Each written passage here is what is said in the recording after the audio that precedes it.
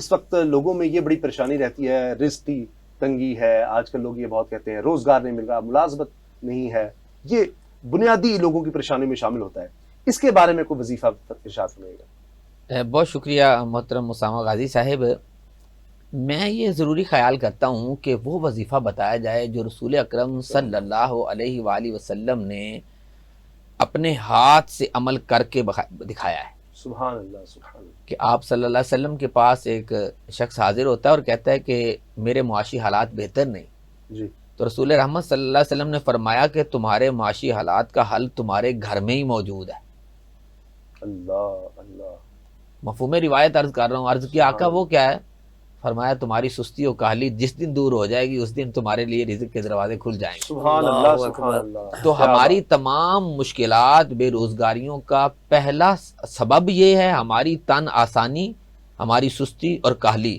اور اس کا علاج ہے کہ سستی و کاہلی کو شعار بنانے کی بجائے مسلسل اور بھرپور محنت کو اپنی زندگی کا شعار بنائیں. کیونکہ کامیابی کسی کی میراث نہیں ہوتی کہ جس کا باپ کامیاب تھا تو اس کی اولاد بھی کامیاب ہوگی. یہ خود جو ہے وہ ارن کرنی پڑتی ہے. تو رسول پاک نے پھر اس کا پریکٹیکل کیسے کیا؟ فرمایا بتاؤ تمہارے گھر میں کیا ہے؟ اس نے کہا جی ہمارے گھر میں ایک پیالہ ہے اور ایک چٹائی ہے. فرمایا دونوں لے آؤ. اب ایک بندے کی کل کائنات ہی ایک چٹائی اور ایک پیالہ ہے، یہ اس کے ایسٹ ہے، یہ اس کا خزانہ ہے، اور گھر میں فاقے ہیں. اور حضور فرما رہے جو ہے وہ بھی لے آؤ. وہ لے آیا. فرمایا جاؤ اس کو بھی بیچ آؤ. جب گھر میں کچھ نہیں ہوگا تو اب توکل کی انتہا ہوگی. اب تم نے تکیہ اس پہ کیا ہوا کہ ایک پیالہ ہے اس میں پی لیتے ہیں، ایک چٹائی ہے کبھی اوپر لے لیتے ہیں کبھی نیچے بچھا لیتے ہیں. فرمایا وہ بھی لے آؤ تاکہ تم اس بات کو پہچانو اور تمہارا نفسیاتی طور پر جو ہے وہ علاج ہو سکے. وہ لے آیا. فرمایا بھی کون خریدے گا؟ ایک صحابی نے کہا جی 1 درہم میں. فرمایا ایک سے زیادہ میں کون؟ اس نے کہا جی میں 2 میں لیتا. فرمایا ٹھیک ہے لے آؤ. 2 درہم والے کو بیچا. کہا 1 درہم سے راشن لو، تم نے نہیں گھر جانا 15 دن، یہ گھر والوں کے لیے ہے. 15 دن کے حدیث میں الفاظ ہیں. حضور نے فرمایا 15 دن میرے پاس نہیں آنا اور یہ راشن گھر دے آؤ 1 درہم کا، اور 1 درہم سے بازار سے جاؤ اور کلاڑا لے آؤ. اپنے ہاتھ سے دستہ بنایا، اس کے اندر ڈالا، اور یہ ہتھیار، یہ اوزار سستی و کاہلی کو دور بھگانے والا سبحان اللہ رسول اکرم صلی اللہ علیہ وسلم نے اس کے ہاتھ میں تھمایا. کہا اب جاؤ 15 دن بعد مجھے آ کے ملنا ہے. اللہ کے نبی کی صحبت، سبحان اللہ. سوچے وہ کتنی بڑی نعمت ہے.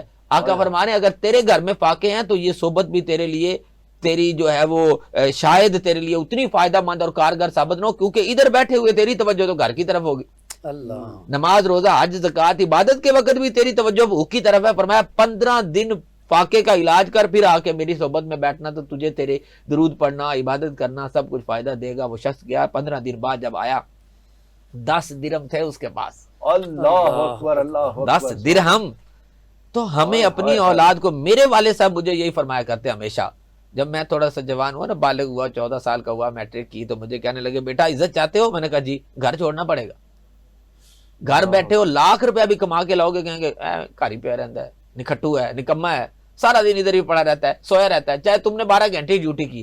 جب تم باہر جاؤ گے، یہ سنت حضور نے جو بتائی 15 دن نہیں آنا، جاؤ باہر جاؤ، کماؤ، محنت کرو، زمانے کی سختیاں، ٹھنڈی گرم ہوائیں جھیلو، تنہائی کی جو ہے وہ کلفتیں اور الفتیں اور وہ برداشت کرو گے. پھر جو تم نے کمایا ہوگا تو تمہیں خرچ کرنے کا سلیقہ آئے گا.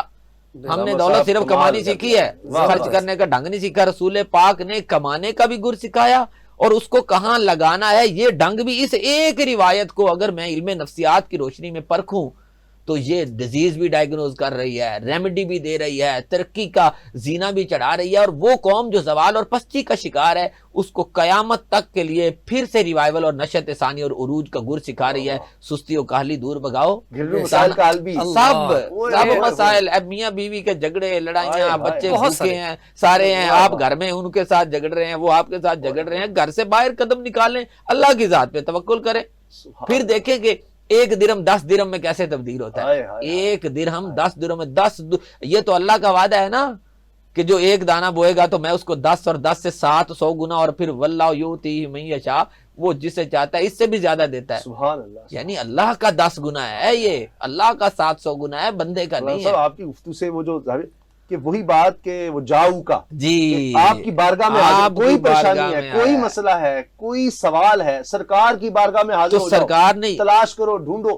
تو وہاں پر پھر وہ عطا بھی وہی ہو رہا ہے. نہیں حضور نے یہ نہیں فرمایا اچھا تم جاؤ اللہ الصمد پڑھو یا رزاق کو پڑھو یا رب یا یہ بھی حضور کی بات علاج وہیں سے ملا. بالکل کرنا چاہ رہا ہوں کہ وہاں پر یعنی اگر آپ زبانی اور آج سے نہیں کہا، عملی ایکشن سپیکس لاؤڈر دین دی ورڈز. پوچھا آپ نے مجھے کہاں جوڑا ہے؟ کہاں جوڑا ہے کہ وہاں سے ملے گا وظیفہ، وہاں سے ملے گا. جو بھی آپ کی پریشانی ہے یہ طب نبوی بالکل وہاں سے ملے گا، بالکل اس طرف آپ نے رجوع کرنا ہے اور اس کے بعد پھر وہ جو سارے سائیکولوجیکلی بھی اس کو ٹھیک کر دیا. اب دیکھیں میرے پاس جو وظائف ہیں اس میں ہے کہ فجر کی سنت کے بعد فجر کے فرض سے قبل 550 مرتبہ یا رزاق کو، یہ مطالع المسرات فی شرح دلائل الخیرات میں امام مہدی فاسی نے وظیفہ لکھا ہے. اللہ کا اس میں مبارک پڑھیں 41 دن بغیر ناغہ کیے تو رزق کے دروازے کھل جاتے. میں یہ بھی وظائف بتاتا ہوں لیکن اس سے پہلے میں وہ بتا رہا ہوں جو ایکشن سپیکس لاؤڈر دین دی ورڈز. واہ واہ واہ سبحان اللہ. وہ نیور گیو اپ والا، ونڈ آلویز ہیلپس این ایبلسٹ نیویگیٹر. واہ واہ. وہ جو قابل ترین ملا ہوتا ہے تو جو طوفان ہوتا ہے نا بے روزگاری کا، وہ اس کے سامنے ہاتھ جوڑ کے اندر تو ڈاٹا بھائی تمہیں نہیں میں گرا سکتا. ونڈ آلویز ہیلپس این ایبلسٹ نیویگیٹر. ہم وہ ملا ہی نہیں بنے کہ جو غوطہ زن ہو اور وہاں جا کر رب کی رحمت اور فضل کو تلاش کریں. وہ جو سورہ مبارکہ سورۃ الجمعہ کی وہ آیت ہے کہ جاؤ نماز جمعہ جب تم ادا کر سکو تو اب اللہ کا فضل تلاش کرو. وہ ہم اللہ کا فضل نہیں تلاش کرتے، ہم کہتے ہیں بستر میں پڑے پڑے سارا ہی آ جائے.